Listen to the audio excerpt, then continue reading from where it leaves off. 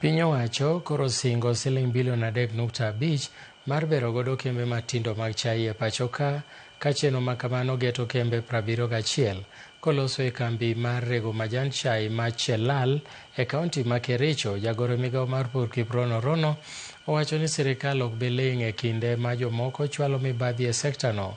Maeri en tok ameko mar karan moko 7 e kaunti ma Bomet mitudo kod rocho kaka masinde moko mag pimo chai osebedo katiyo.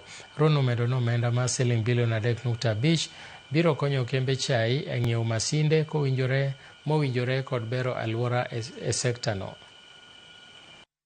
Our Excellency the President Dr. William Samoei Ruto for the grants they have given us for around 51.9 million. So thank you very much, because now we will concentrate on Odo-XT.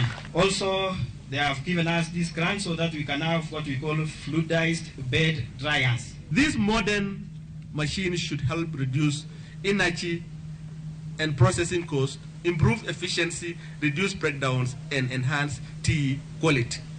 Na hii levy ni iko na lengo yake na iliwekwa na wakulima wakati tufanya tea reforms. Na ni percentage 1%, lakini tulikaa na hao wakurugenzi tukasema wacha tucharge 0.8. Na wenye wanalipa sio mkulima. Mwenye analipa ni yule mwenye ananunua chai kutoka Pakistan, Ujerumani, Uingereza na maeneo yote yenye tunauzia majani chai. Na tukisanya hiyo pesa, 50% ni ya mkulima.